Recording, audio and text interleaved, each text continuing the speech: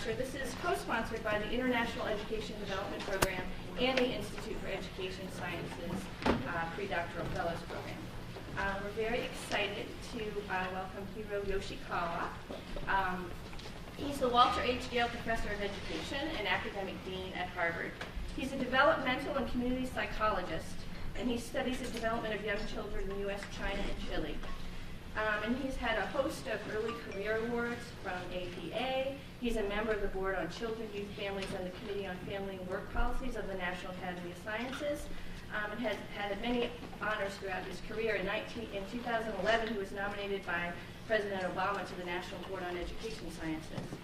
A couple other things that are important to know about Hiro. He, I guess, is planning to do a meta-analysis of the effects of early childhood programs on children. I know in our conversations, at least in IES, we often look to early childhood programs to help solve the education problems we're trying to. So hopefully that meta-analysis will tell us what we need to know. And also, he got a perfect score on his proposal. And I know how hard that is because I've been on IES panels, and that's really representative of the high-quality research that he's done throughout his career. And more importantly, he's also an accomplished pianist, which is really good to know. So anyway, we're so happy to have you here. Thank you for coming. I'll turn it over to you. Thanks, Laura. Thanks very much for the invitation. I was a pianist at some time, and I'm not sure I was accomplished, but that was like really over 20 years ago. So I unfortunately would not be able to play for you even if there were a piano here in the room. So I'm going to talk today about a couple recent projects of mine, one in the country of Chile and one in the country of Massachusetts, on improving the quality of preschool education through professional development for preschool teachers.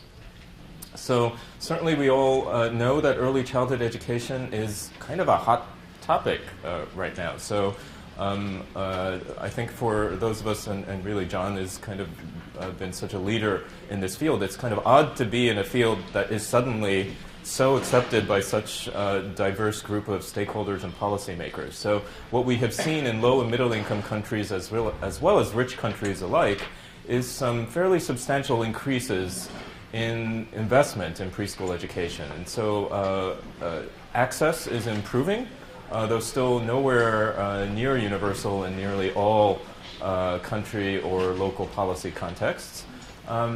But there's been quite a lot of concern expressed about the fact that the attention to quality in this expansion is really quite uneven. And as in much of educational reform that focuses on expansion and access, there's been more kind of counting of children who are attending preschool in policy expansion rather than discussions about what exactly it takes for the quality of preschool to match the kind of often vaunted or very high expectations around the effects of preschool education on children's, particularly their learning, but more broadly their multiple domains of development.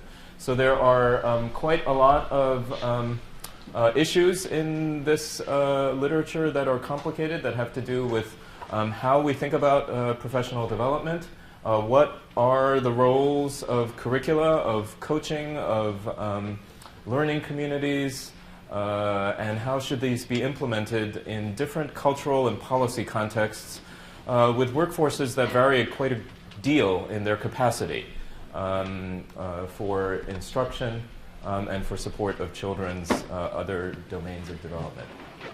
So I'm going to talk in this presentation. I'm going to present results from Chile and from Boston, efforts to improve preschool education and how those have paid off, and how and when it might be that effects, for example, on classroom quality might translate into child outcomes.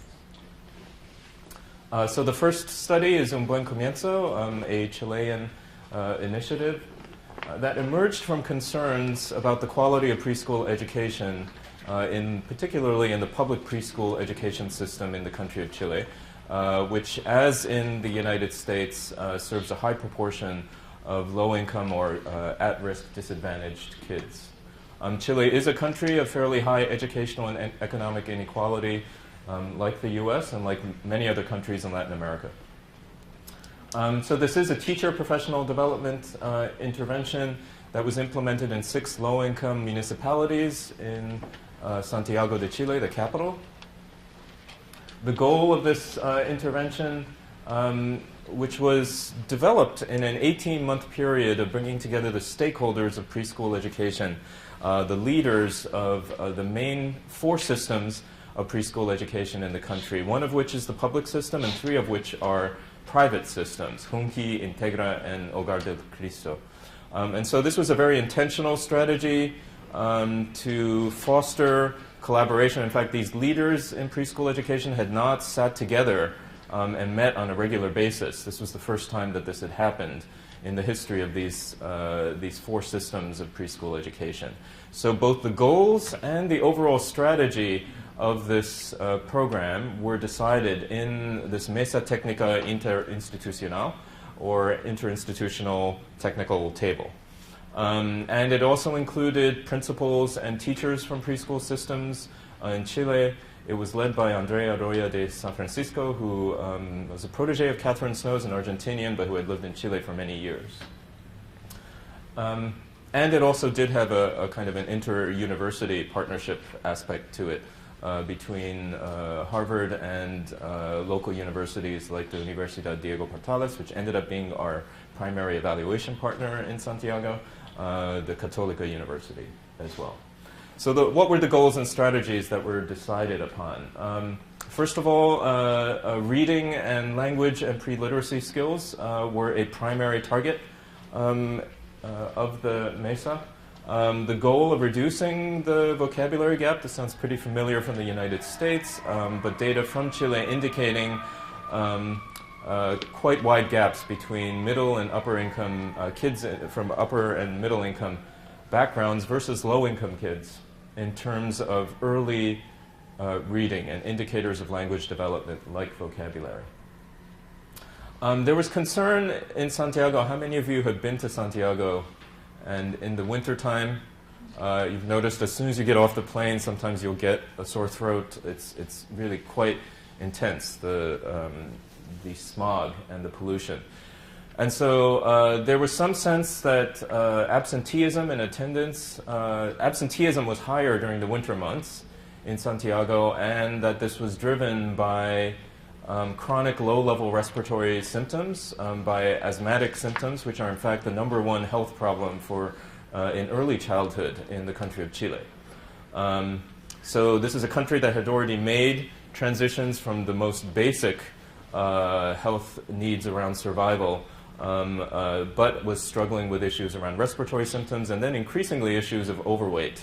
So having made the epidemiological transition from issues of chronic child malnutrition to struggling more with overweight.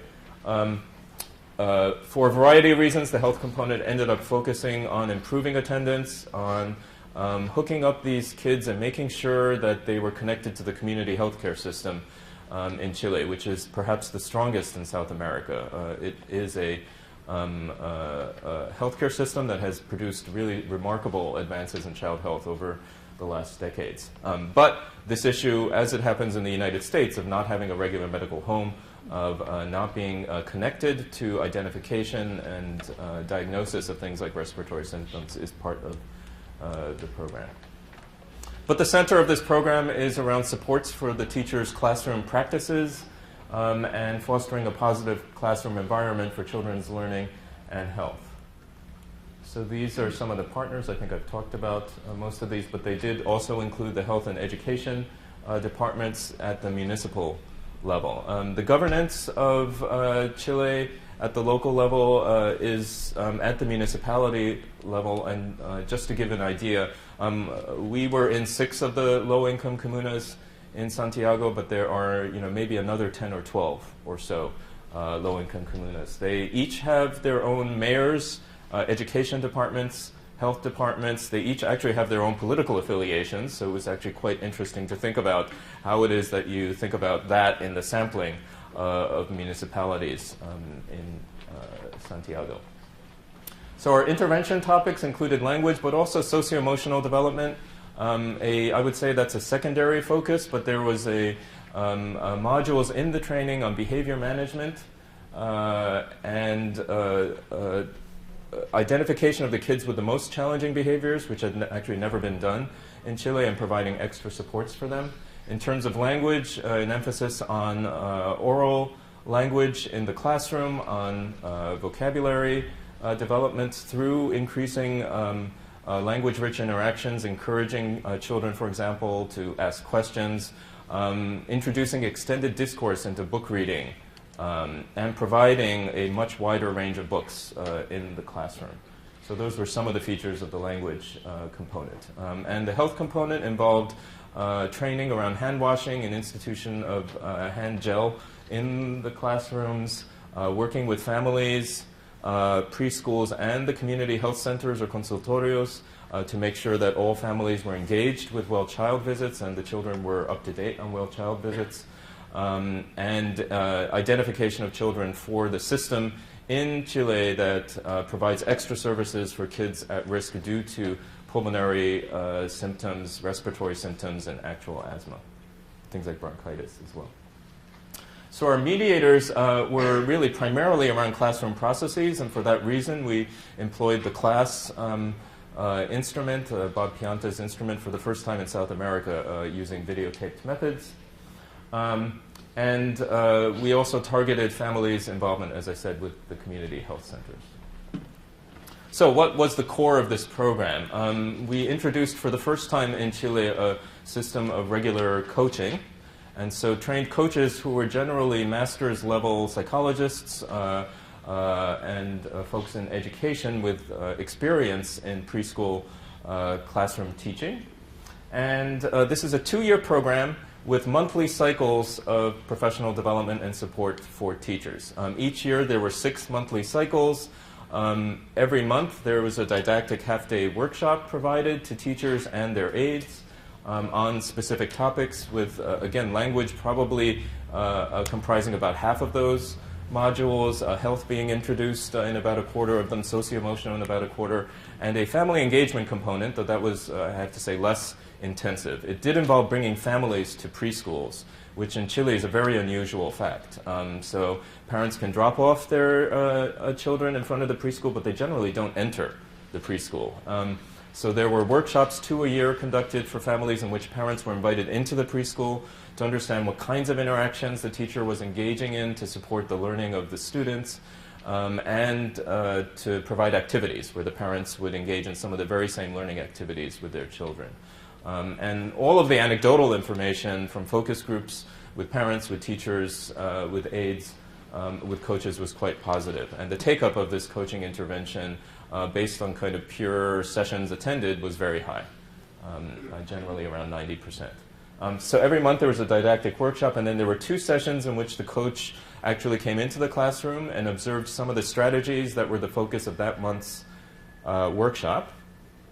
Before each observation, usually about 15 or 20 minutes where they conversed about what the coach would be demonstrating and or observing. And then immediately after the coaching session, a debrief. And so because there are aides in the classroom, the primary focus of this was teachers, and so aides would be covering as the teacher was engaged in these conversations with coaches. But there were also some coaching sessions that aides attended at lower frequency. And every 2 months, a group reflection meeting among the teachers and the coaches in that particular school. I'm going to talk a little bit later about what this doesn't include, because we're addressing some of those in a more recent version of the program. So this was a cluster randomized trial. After the first year, pilot implementation was done in 1 municipality in Santiago. And then the experiment was conducted in a separate set of preschools across 6 comunas, as I said. 64 preschools. This is powered in a fairly standard approach for cluster randomized trials, assuming an interclass correlation of somewhere under but close to 0.10, and powering for an effect on children of about 0.20. You often end up with a sample recommendation of about 60 preschools or 50 preschools by the end of the study if you assume some attrition. So all that to say, with the number of kids that we have in Chilean preschools, not too different from some preschool contexts here. The preschools themselves were randomly assigned because this was a school-level intervention to a full un buen comienzo or UBC condition, or a very minimal comparison condition where there was a single self-care workshop provided to teachers and books provided to the classroom. A pretest of all of our classroom and child measures conducted prior to random assignment, and then what I'm going to present are the post-test assessments, though I'm also going to present some interim after 1 year impacts on the class, which is our principal mediator. Just to keep in mind, the teachers experience this as a 2-year intervention. So pre-kindergarten teachers and kindergarten teachers. So this is a 2-year intervention, but the evaluation followed a sample of 4-year-old kids from their pre-kindergarten year into their kindergarten year.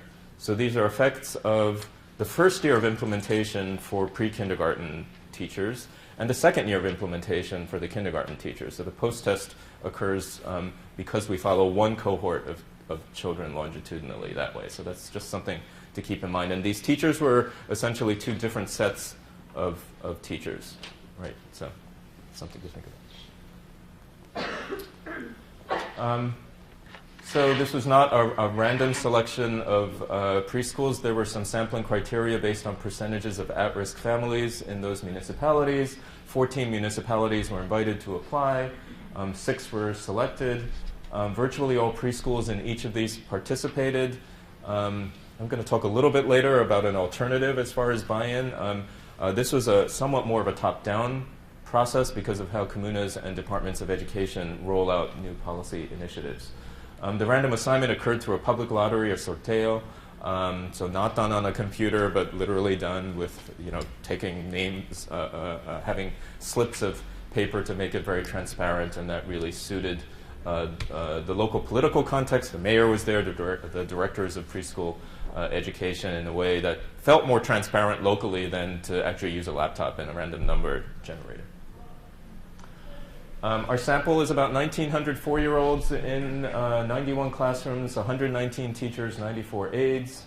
Our recruitment and retention rates were pretty good, 80% at the end of year 2, so there was some movement of children.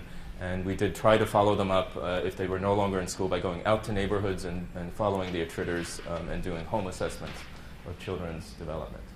Random assignment did look like it was successful. There was balance on all of our observed pretest measures.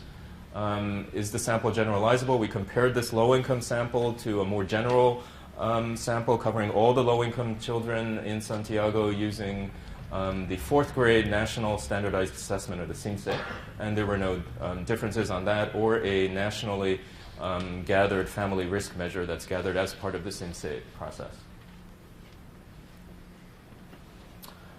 So those of you who are familiar with the class preschool measure, we did not go in on multiple days. We picked a randomly selected day for pretest data collection, end of year 1 and end of year 2.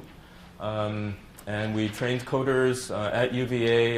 Eventually, we have trained trainers on the ground in Santiago.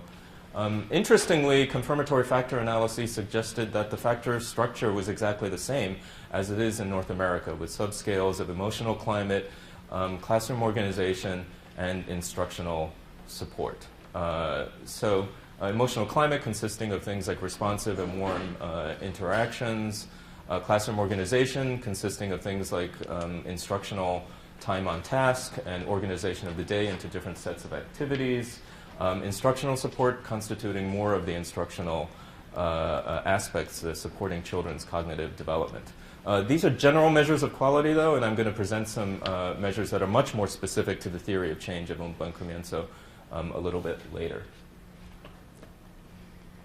So this is a multi-level equation. I'm not going to go through the details, but with random effects at the classroom and school levels. There were generally non-zero intra-class correlations at classroom or school levels, depending on the measure. But as soon as they were non-zero, we actually modeled the error variance that way. So what were our effects? I'm taking out the effect on books in the classroom because that's really like an implementation check. So our class subscale effects are a large effect on emotional support after 1 year, about 0.8. That's the bar on the left.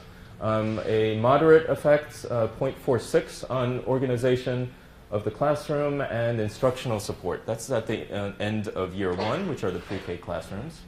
At the end of year 2, it looks a little bit different. So the effect on emotional support is still there, but quite a bit lower at 0.38.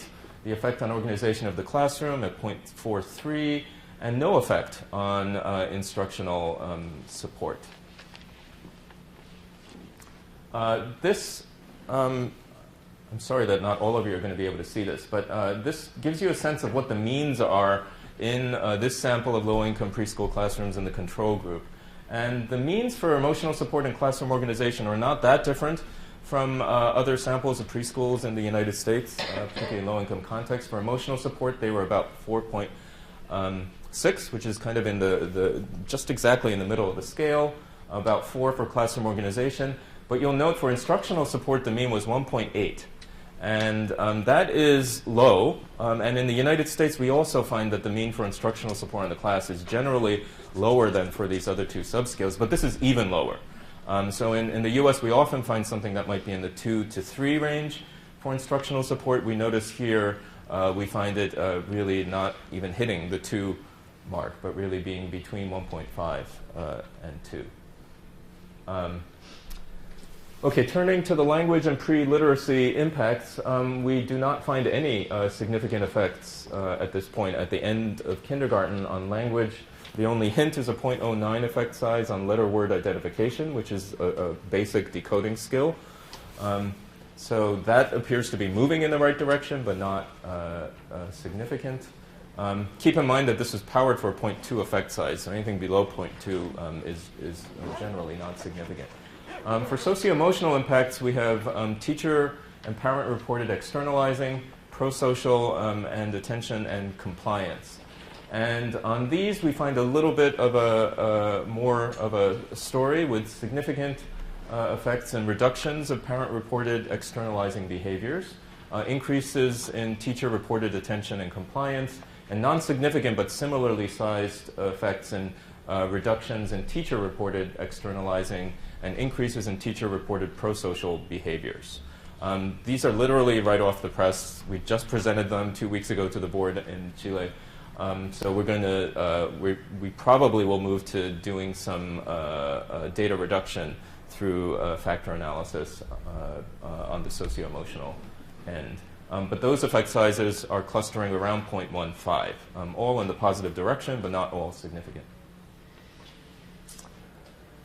So we find a story where the largest and most consistent impact, yeah, Andy. So I just want to make sure I understand the timing of this. Yeah. So the intervention lasted for 2 years, and it was on the teachers. Yes. Is that right? That's and then right. So was baseline after they had completed 2 years of intervention, or was it going along? No, the baseline, the pretest was before random assignment and before beginning any intervention in these schools. Okay. Baseline being at the beginning of pre-kindergarten, right? At the beginning of the 4-year-old preschool year. Right. Yeah, so it was before the beginning of the intervention and before random assignment. And then the post-test is at the end of teacher behaviors, that would make sense, but for kid behaviors, you could also say maybe once the teachers have gotten full training, then you'd want a kid cohort. Are you going to do that as well?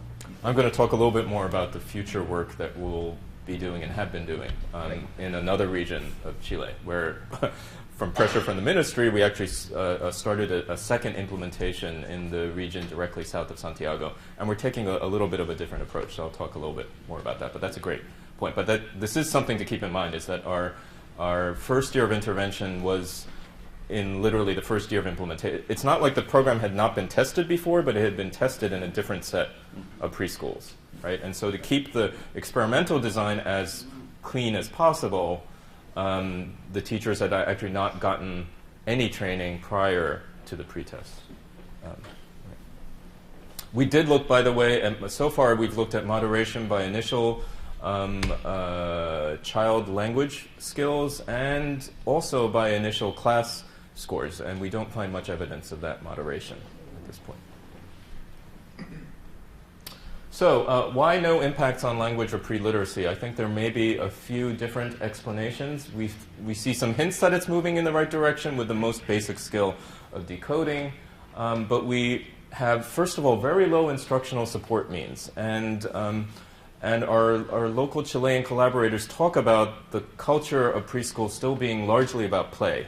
And this is something both our teachers and our parents confirmed for us, which is that the parents thought that basically their kids were in school to engage in play and not necessarily to receive instruction in kind of pre-academic skills.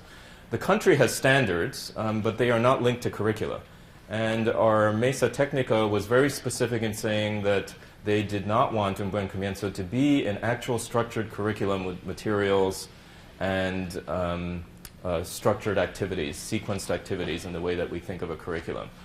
So this was designed to be a more general intervention to support literacy strategies independent of whatever curriculum might be going on. And that was because of the very high turnover in the Ministry of Education in Chile and concern that, that curricula would be resisted to a very high degree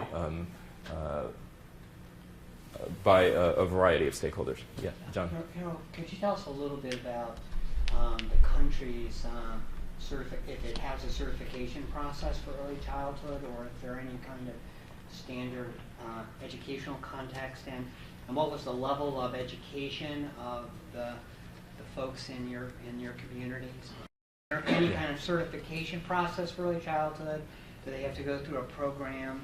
Because that might help a little bit with understanding more complex instructional support. Yes, there is a level of certification, but it had changed over the years, and so we had variation in whether teachers had certification specifically in early childhood. We had, I'm glad you mentioned this, so our teacher, we did adjust for these teacher covariates, but length of tenure was remarkably long. So I think our median was 15 years, and so over 50% of our teacher workforce in this study had been teaching for over 15 years, and they were less likely to have kind of the certification which had developed more recently. The reports from the teachers were that these were fairly theoretical. I mean, it's the kinds of complaints you hear in a lot of different country contexts, that the pre-service training was not very well linked to classroom practices, and that's why we took an in-service approach to this. But again, there was not a curriculum. There is not a national curriculum. There are standards that are, a basis for pre-service training, but they're not then linked to curricula, and they're also not linked to coaching. So there's also not a leadership component, as you might have noticed in this. In the metropolitan region implementation. In the 6th region, in the expansion, we intentionally took a continuous quality improvement strategy with networked learning communities. This is the approach of the Institute for Healthcare Improvement at Harvard that is just now being applied to education in the US through the work of Tony Breik and colleagues. And so in the 6th region, for those of you who aren't familiar with this, it was so we had a collaborative approach leading to development of the intervention, but it was primarily at the level of leaders of preschool systems in the country. Now that's very different from having at the local level communities that are getting together of the directors, of teachers, of the aides, and of regional ministry staff, and the folks who are generally in charge of early childhood education in the 6th region.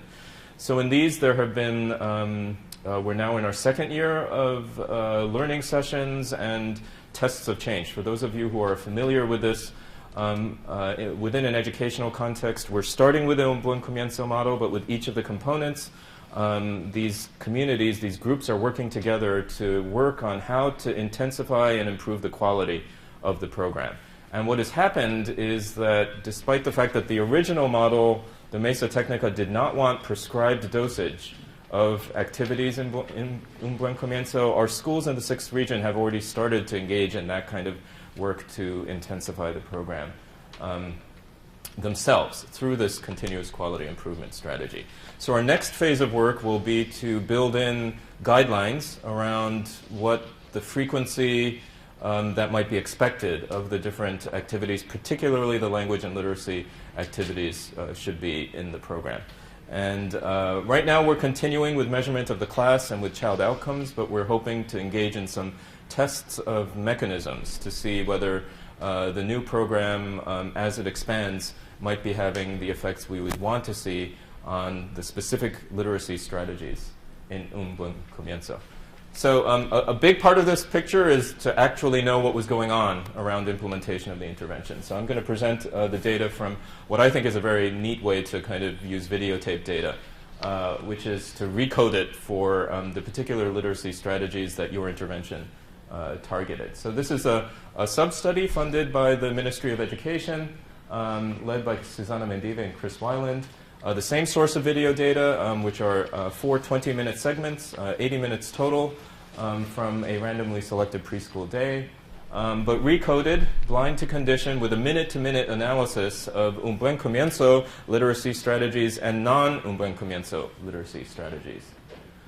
So our literacy strategies included specific ones meant to increase print knowledge, vocabulary, emergent writing, oral comprehension, and reading to children. Non-targeted literacy strategies are things like oral routines, repetition of syllables. If you walk into a Chilean preschool, sometimes you see ma, me, mi, mo, mu being repeated a lot. So this kind of teaching of individual syllables without much linkage then in a sequenced way to build on that into more complex language skills. Singing of songs, drawing or painting based on a word in a song or in a book, but not engaging in extended discourse. So if you look at literacy dosage before UBC, this is a pie chart that presents the kind of relative proportions of different kinds of language strategies. And you see that the bulk, the largest part of the pie is oral routines, those things that we don't hypothesize as being very strongly related to children's language development. And relatively small proportions of these other vocabulary, emergent writing, oral comprehension, adults reading to kids that we might wish to see. The total time on literacy out of the 80 minutes is 22 minutes. And for those of you who have done some of these kinds of studies in US preschools, this is not going to be surprising to you. But for those of you who haven't, it's always surprising, I think, when folks see, oh, out of 80 minutes, there's only 22 minutes of what we might call language and literacy strategies. Those 80 minutes are about a little less than half the day in the Chilean preschool, but like any other preschool, there's a lot of eating, there's a lot of other things than instruction going on. So what happened to this at the end of preschool? If we look at the end of preschool, we see some reduction in the oral routines, but not by a huge amount. The total time on literacy went up from 23 minutes in the control group to 27 minutes in the treatment group. At the end of kindergarten, we see a stronger treatment effect with a greater reduction in oral routines and more substitution with things like emergent writing, which is the orange here, and some of these others. These translate into significant experimental impacts at the end of preschool in terms of UBC literacy dosage. And then if we look at something like oral routines, we see the effect going the other way, as we might expect. So if there's substitution, that means that the experimental impact might be in the reverse direction for something like oral routines. And that's what we see by the end of kindergarten in this graph, with 5 minutes less of these kinds of oral routines in the treatment group than in the control group. So the next steps are to really bridge from kind of strategies minus a curriculum to what we might call something that is closer to a curriculum. There is still a very strong resistance to the use of the word curriculum, and the board of the foundation agreed, and it is likely that we won't be calling this next stage, even though we'll be moving to some developmentally sequenced activities and more prescription, a curriculum. So constituting more of a developmental sequence of specific books rather than the teachers simply selecting out of the books that we provided, with prescribed activities, a goal of 1 hour per day of UBC literacy and language strategies, so that would be quite a significant increase from this average of about 22 to 25 minutes that we saw. Retention of the behavior management component, and implemented in combination with this quality improvement and networked learning community approach, which has received incredibly positive feedback. Folks in the region have said they have never seen professional development with that level of engagement and enthusiasm month after month. And so we think that this is really key at the local level to have this level of buy-in, to have the leadership really involved in improvements in this program, and that there's more likely to be acceptance of this more prescribed activities within that kind of collaborative context. And we plan for randomized tests of these mechanisms. For example, continuing to videotape, we might not have the funds to assess every single child in this intervention in the coming years, but we hope to have some randomized tests of testing effects on mechanisms. Were there any interviews of the teachers in both conditions? One of the things I see in reference to the class is that there are really comprehension problems with not having the background knowledge to understand the instructional support strategies. So for the teachers to be cognitively engaged, to cognitively engage the children, they have to have that understanding. So that folks can do the activities, but whether or not they understand the instructional support is a function of whether or not they're actually going to use it.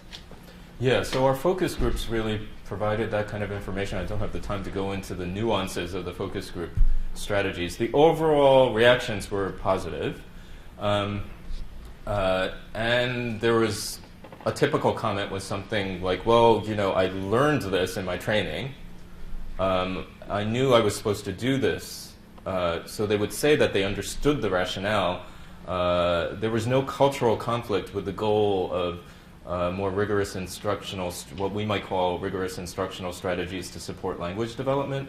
There was no cultural conflict there. I think Chile has made, or for whatever reasons in the metropolitan area, I think that's for a lot of reasons, but it's a fairly highly developed economy in South America that has that has many of the same kinds of goals as, in fact, the U.S. educational system as far as expectations, and so that was not a big conflict for them.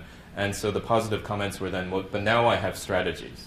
So I knew I was supposed to do this, but now I have strategies was the most typical kind of comment from them.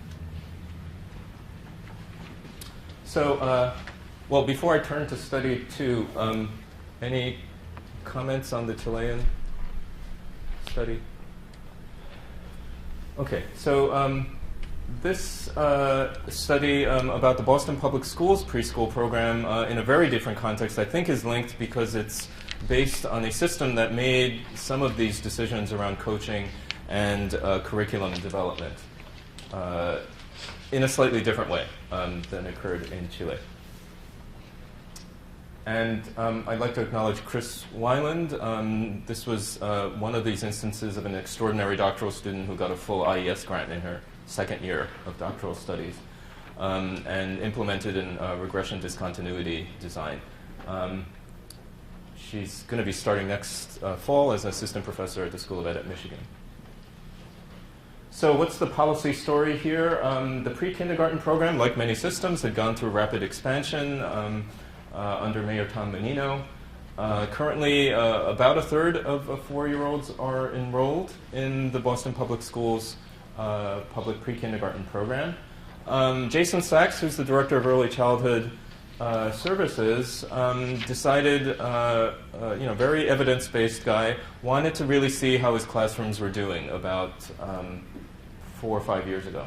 So he got a little bit of money from a local foundation to assess a random sample of 40 classrooms in his system on the Eckers and the class, and this showed fairly mediocre levels of quality, around kind of between 2 and 4 on those measures on different subscales. So he advocated to the mayor to stop expansion and use those monies for the additional 20 classrooms that were supposed to open per year over the next couple years and invest in quality. And so he implemented two curricula, one based on language and one based on math, the OWL and building blocks. So I'd love to hear what you think of this because this is exactly the same combination that in EPIC was implemented. And OWL is Judy Shikadance's language curriculum. Building blocks is Doug Clement's preschool curriculum. And he implemented them with in-classroom coaching supports to support the curriculum. And here I think there is a difference between what we were able to do in Chile and what Jason did in Boston. The same set of coaches supported 2 curricula. Here in terms of the workforce, it's a very highly educated and qualified workforce in BPS. You are required to get a master's within 5 years of starting as a teacher, regardless of whether you're a preschool teacher or a K-12 teacher. This means that 2/3 of our teachers had master's degrees, with a majority of those in the early childhood field.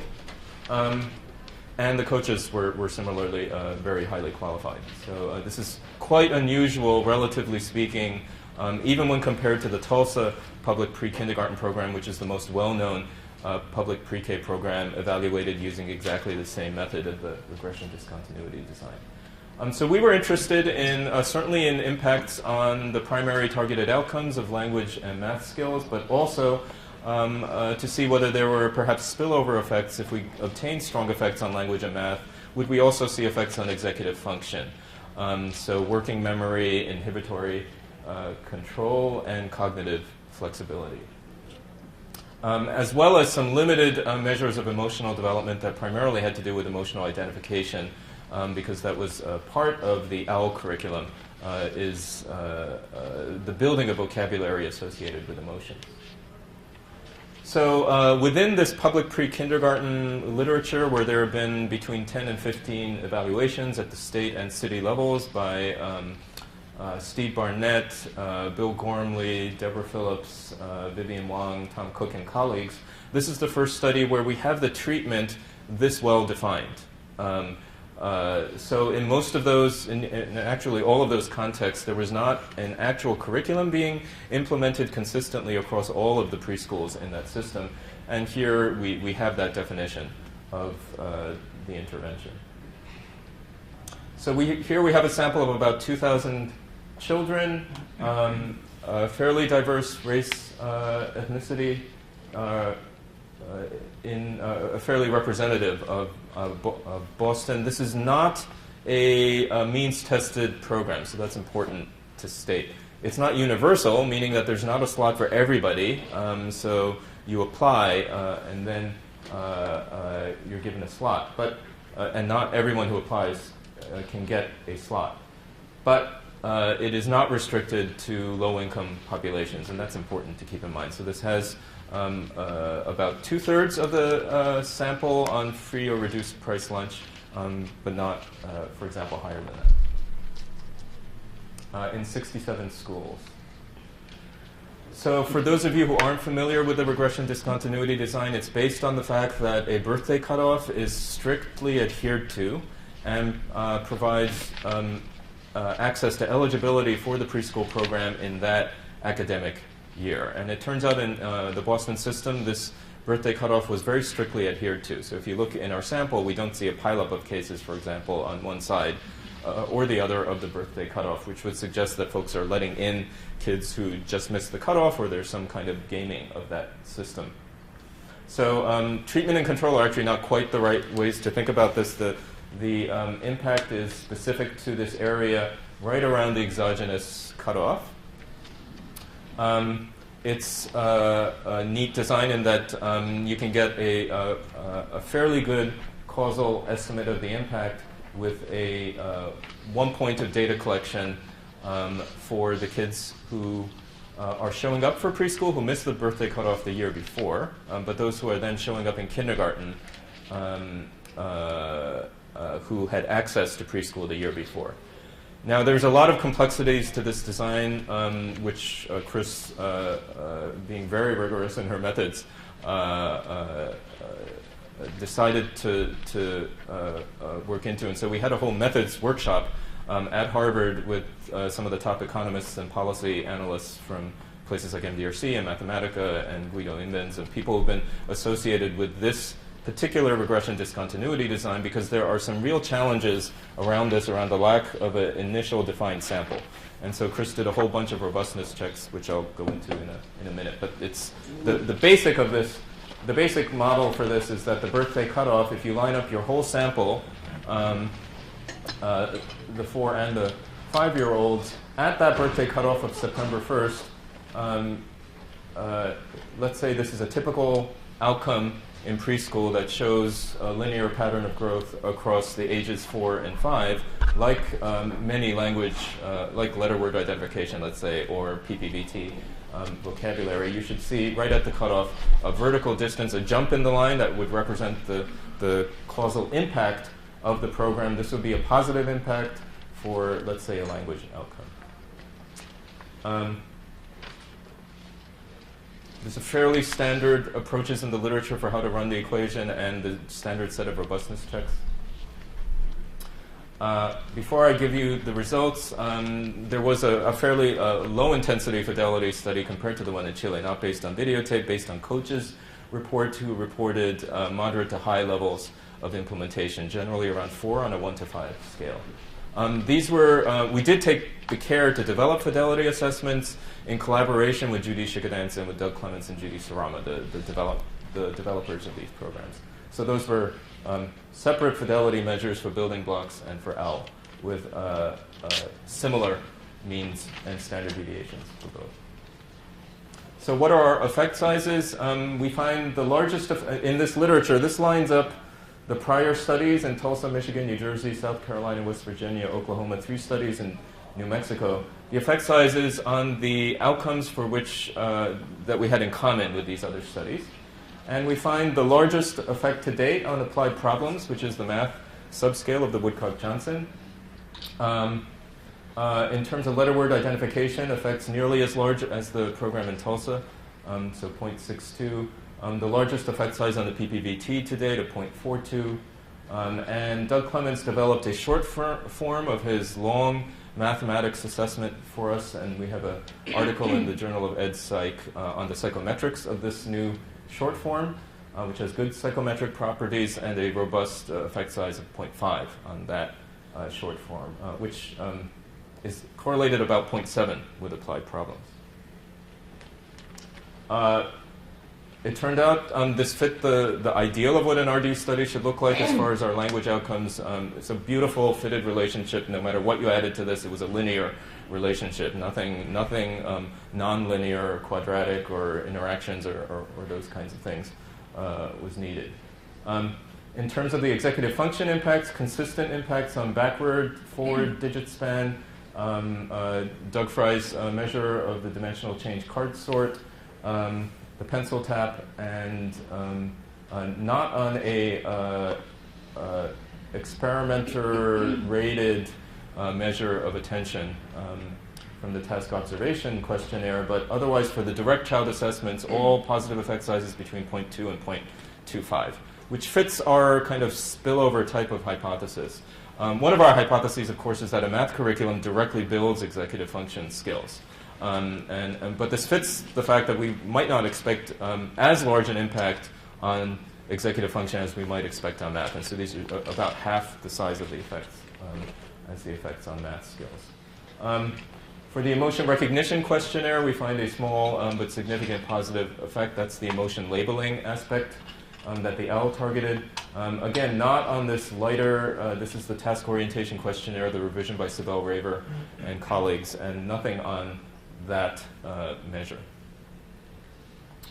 So there's a standard set of robustness checks, but then a whole other set of robustness checks that have to do with the idiosyncrasies of this particular birthday cutoff-based regression discontinuity design, which ultimately meant taking the administrative database of everyone who had applied to BPS preschool as being a better measure of the population from which folks showed up. Because, for example, if you're measuring your outcomes at one point in time in October, there are going to be some kids who show up for preschool late. There may be kids who were in preschool the year before who are quote-unquote treatment kids, but who don't come back for kindergarten. So there's a whole variety of these kinds of issues that it turns out that literature had never discussed. So we have a methods paper with Mark Lipsey that's under review. But we took those administrative data, for example, to run a propensity score analysis to adjust further the RD estimates. And it turns out they're robust to those kinds of corrections.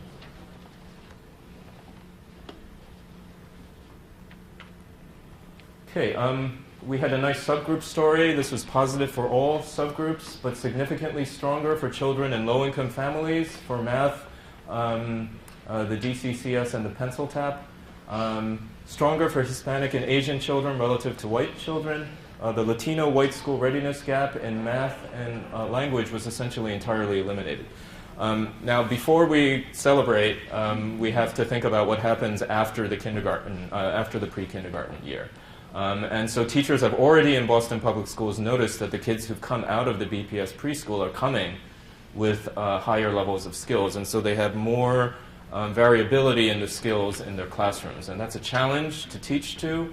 The reading curriculum, Reading Street for K through 3, teachers are struggling with meeting this kind of newer, expanded set of skills in their kindergarten classrooms. So there's a lot to do, I think, in this literature in pre-K to think about how to sustain impacts up into 3rd grade.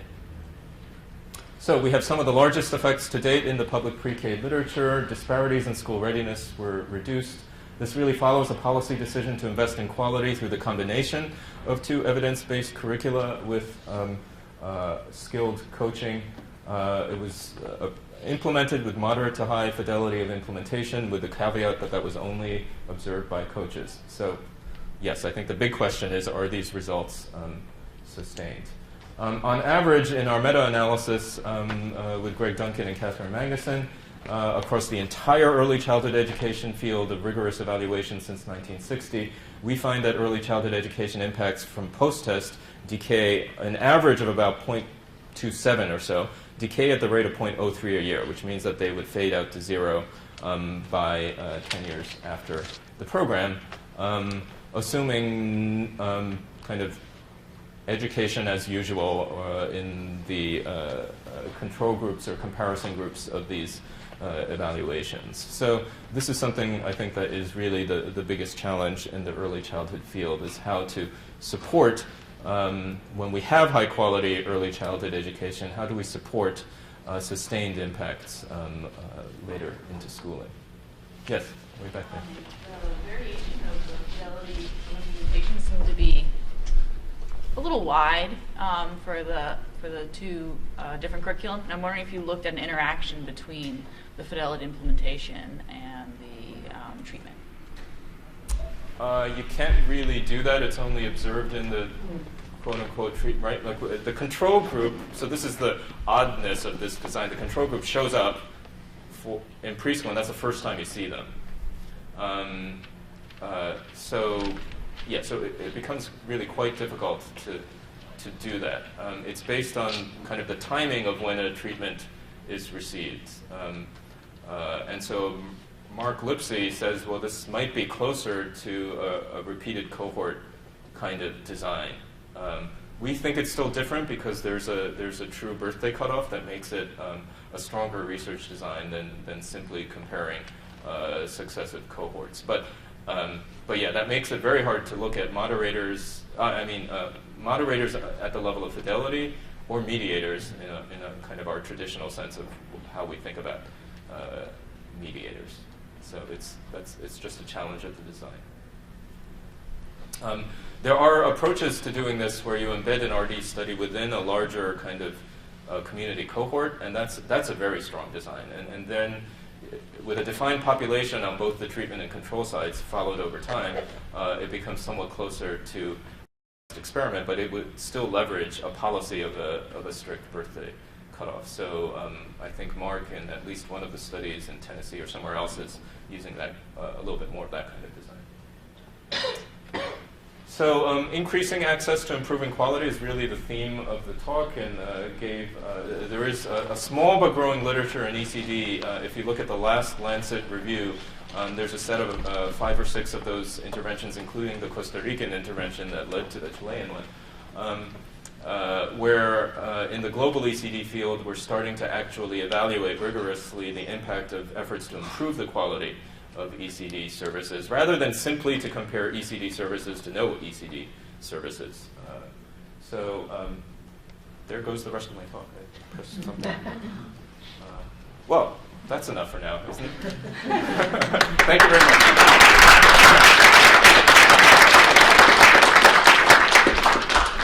So, happy to take any questions that you might have. I think we have some time. Yeah. Yeah, Andy. So, early childhood education may seem especially popular to you these days, but it's gone through times of popularity, and it makes, get the kids before they get behind and all that. There's a lot of common sense language to get people to feel good about it. And you've got some nice results here, but not so nice in Chile. And just those two data points in there, contrasting and effect sizes, brings to mind that, what percent of the of the evaluations and studies of early childhood interventions find nice effects. I don't know what it is, but I think it's pretty small, and I wondered if you can detect what explains when it does happen to work, what explains that. Everybody loves the preschool one because it seems like those effects got sustained, but it stands out as different than, like all the national evaluations of Head Start, which generally find no effect. I just, because you're in this and you're very sharp, and I know you've thought a lot about it, I'd be curious to know how you explain that big picture of disappointment in the light of the huge amount of enthusiasm for early childhood interventions. Sure. The first thing I should say in comparing these two studies is, of course, that the Boston study is comparing preschool, public pre-K to no public pre-K, right? And about 40% of the kids in the control group did have some kind of center-based experience, so it wasn't totally that they were at home like they were with the preschool. But that's very different from the Chilean study, where the comparison is, of course, preschool as it already exists. Thank you. So the challenge is always tougher, so we expect smaller effect sizes in a quality improvement evaluation compared to a preschool to no preschool evaluation, right? Thank you. And it does make me think that we should have powered it, but it would have meant 80 or 90 preschools to detect effect sizes of between 0.10 and 0.15, right? Because it is a comparison to an intervention that it's a marginal effect, right, on preschool itself. So that's the first thing. The second is so of course the rigorous evaluation literature is not necessarily representative of all of early childhood programs out there. But what we did in this meta-analysis with Greg and Catherine, where we have completed the early childhood education portion of the database, and we're now in the middle of the family support part of the database, is to look at what are the average effects of early childhood education programs on cognitive and achievement kinds of outcomes. And they are, if there were just as many failed evaluations as there were positive ones, we would expect to see something zero, or in terms of the mean, we do see a between 0.25 and 0.3, depending on the domain of the cognitive outcome, in terms of the average effect size. We're running immediately upon completion of the preschool experience. Yes. Yes. That's immediately upon completion. And is the preschool experience usually 1 year or 2? Yeah, the vast majority of them are, but we have some that are shorter. So there are, some of the first set of studies in the 1960s were based on summer Head Start, actually, before it became a fully a 9-month program. But the vast majority of evaluations are 9 months long. So the paper, which I would love to get your feedback on, is that Greg's student, Jimmy Leek, took the lead on, is on timing, duration, and follow-up, and these questions of what we can tease out as far as that goes. We're in the middle of the analyses on the program characteristics. But prior reviews have suggested that there are effectiveness factors in early childhood education, and they do have to do with qualified staff, good process quality in the classroom, that the existence of a standardized curriculum helps. And I would say our Chilean study is providing some, that's in support of that issue. Basic issues, of course, of health and safety in the preschool facility. Language-rich and warm and responsive interactions in the classroom. Like, not a big surprise, but those are the things that are associated with more effective preschool education. We also have a family support study looking at the added impact of if you add family, and it's very hard to kind of tease apart what are the kinds of parent support that are the most effective, and we looked at parent education. And interestingly, parent education is only effective if it provides opportunities for direct modeling and practice of new skills. So the kinds of parenting education that are class-based aren't adding much to the effect size of early childhood education. But if they are providing opportunities for modeling and skills, often through home visits, but not always, that adds about another 0.3 in terms of the effect size to the 0.27 or so.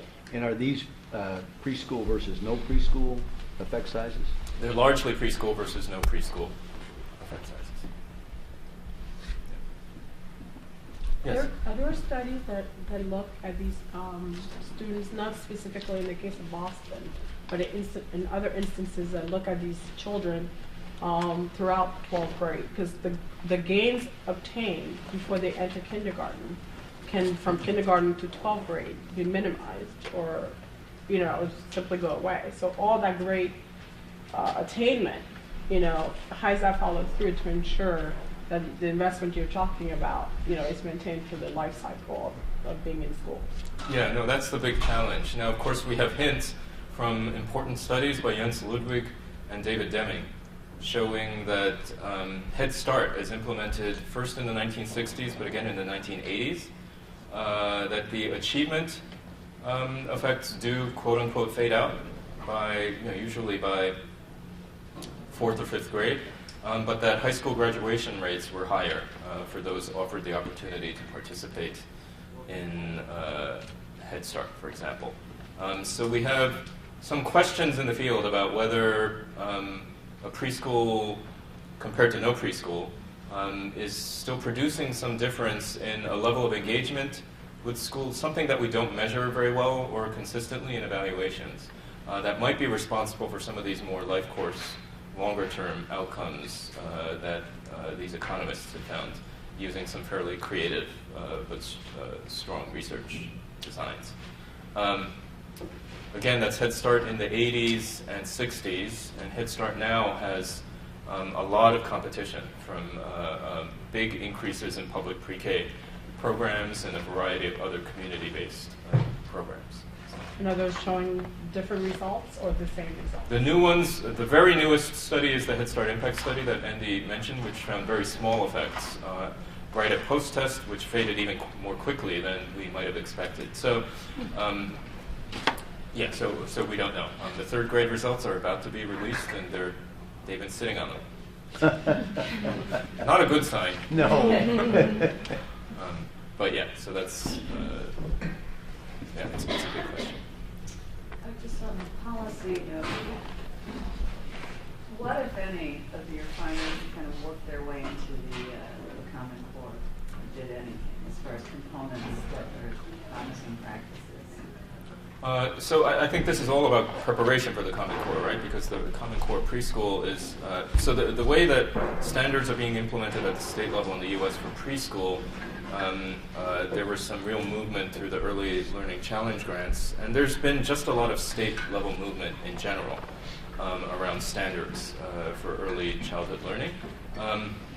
So that, I think, is where the Department of Education's efforts have been, has been to raise to the top early learning grants. And from those proposals, they have been really quite impressive in terms of... so that was the other thing I was going to say to Andy, was a more systems level what is it that it makes for a successful early childhood system, and it's one that monitors quality with a way that has some feedback to daily practice of teachers, whether through formative assessments or other kinds of monitoring of quality in the classroom. And the big effort right now on that is using the class as the monitoring instrument for Head Start. We'll see. I think it really, really depends on how it's used. And we can't expect a measurement, even a fairly thoughtful one like the class, to magically increase the quality of Head Start nationwide. I think it has to be then integrated into professional development in a thoughtful way. But that's an interesting change in our largest federal investment in early childhood education. But the link between standards, curricula, professional development with the goal of improving student learning and development in cognitive as well as socio-emotional domains. It's a tall order, but I think it's very similar to what we think of with what the Common Core is going to be facing as it rolls out in coming years. Yes. Sure. I wanted to go back to the Chile study real briefly. I think you mentioned in one of your responses to questions that in your focus group, you found out sort of that the educator community had these relatively high expectations of early childhood development programs in terms of their effects on student literacy. Is that more or less correct? I'm getting that. I interpreted that correctly. Well, I mean, that was the rationale for investment. So in Chile, it was interesting. Of course, like everywhere, everyone knew of Jim Heckman's writing about early childhood education. So that had been used, and the neuroscience literature to justify the increases in investment under Michelle Bachelet. But really, investments even before her administration. But when she came into power, she did kind of greatly increase the rate at which preschool was expanded, and then she instituted a major 0 to 3, which was 0 to 6, but the main emphasis was 0 to 3 program called Chile Crece Contigo, with a very strong health emphasis, but with integration of educational attention to education, stimulation, and children's early learning. So, yes. Okay, good. Sorry. Thank you. No, that's good. Yeah. I appreciate it. How then? I mean, I just want to hear you sort of your thoughts on this. How do you square those developments with the public perception that you cited earlier that preschool is for play? I'll just leave it at that. No, we're still figuring this out because it's what our, kind of our folks, literally was at this board meeting, but folks who've been involved in preschool in Chile for a long time said this will really require a culture change. I think folks can expect big effects from preschool even if they view it primarily as play, as structured play. And that gets into a very big kind of, I think, misconceptions on all sides about what play is and whether kids will enjoy a well-designed curriculum and whether a curriculum can lead with the child's interests and yet structure and support the teacher to make sure that the activities are supporting concrete skills rather than literally purely childhood. So I'm sure many of you are nodding your heads. I think this is it's a big issue we deal with in the United States. I think it feels like it was when we went down and have talked to people, it's just as big an issue, if not more, in Chile. And in some other countries, it's even more of they'll tell you much more directly. So we were invited by some folks in the country of Turkey to present this Chilean program. They were interested, so I took a couple members of the intervention team and the director of preschool education for Turkey. Said, no way, we can't even begin. This is inappropriate for preschoolers who in Turkey would be 6-year-olds because public schooling starts at age 7. And so preschool for them would be 6-year-olds. And the idea of introducing activities to support, we were careful to say pre-reading and pre-writing, but they responded to those words, reading and writing, in a fairly kind of pretty dramatic way that, no, this is out of the question for the present. There were a couple, there was the director of a district in Istanbul was very interested, but at the national level, this is not something that could be raised in the conversation, whereas in Chile it can be. So that, I do think there are cultural differences. Yeah. Yes? Oh, number the two? Yeah, back. I can go. Sure, I'll take it. So thinking about the U.S. context, right? If you lose sort of the impact or significance by third, fourth grade, and that you don't see, some of the gains are obliterated by the time students graduated, how do you explain to someone that it's actually important to change your culture of preschool to something more structured instead of just play, if the results are not sustained? So again, the results look like they might not be sustained on kind of achievement outcomes, but if we believe some of the long-term studies that there may be graduation effects, for example, that seems fairly important to think about. And I think the question is, as in any single year of education, is not to think about, well, is this year not important because ultimately its effects could be wiped out. It's rather increases our motivation, or should increase our motivation to increase the quality of instruction in the primary grades. Right? I think it's not the fault of advances in early childhood education that, to some extent, that they fade out. I think that's often maybe what's. So one reaction is, well, these effects are simply not big enough. And if we had bigger effects, then they wouldn't fade out.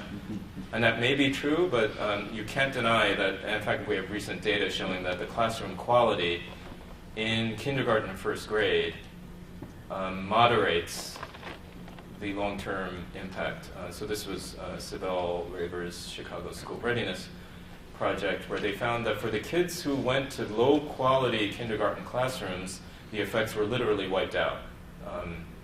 And the effects were sustained for the kids who went on to high-quality kindergarten and first grade classrooms. So that's an extremely important lesson.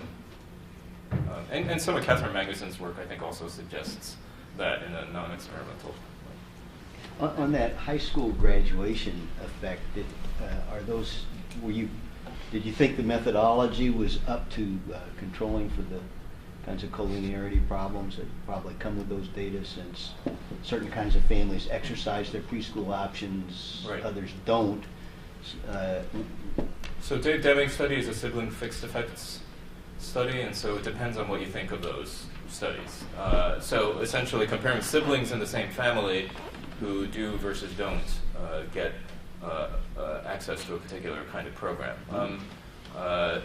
I've always had a question about that around shared versus non-shared environmental variance, what behavior geneticists talk about as, what are the factors that lead parents to invest differently in different kids in the same family, right? Sure. Jens's study was a very creative regression discontinuity study at the county level.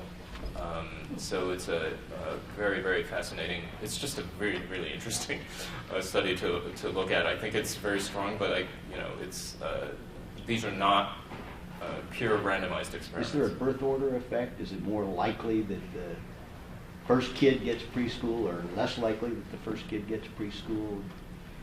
I don't know. No, that's a good question. I can ask Dave. It's on our faculty. I don't know.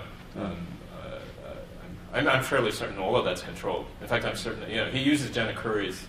Janet Curry did the first sibling fixed effect study of Head Start, right, using the first NLSY cohort, and then Dave replicated it with the second NLSY, and found a set of effects around graduation, but also even crime, so reductions in crime. So it's this whole to speak like an economist, the kind of non-cognitive area that we haven't quite figured out what are the impacts. So the Chilean study is interesting because we found, in effect, in a kind of secondary area of socio-emotional, we found a very strong impact on emotional climate of teachers. And I don't know whether that's simply from providing a coach who cared about what they were doing, who came into the classroom. These are isolated teachers. Preschool is viewed within a school context certainly as, they're not really doing anything serious there. And to have that kind of support, it makes sense to me that they might feel more supported and be more warm and responsive in the classroom, simply by virtue of having a coaching relationship with them for a year or two. So, and then, so we weren't necessarily expecting an effect on socio-emotional. And, the fact that we got one of our significant findings was on the parent report, to me suggests that it might be real and not just, teacher report, of course, has its issues. Any single reporter has its issues. But I think it's a puzzle in the literature.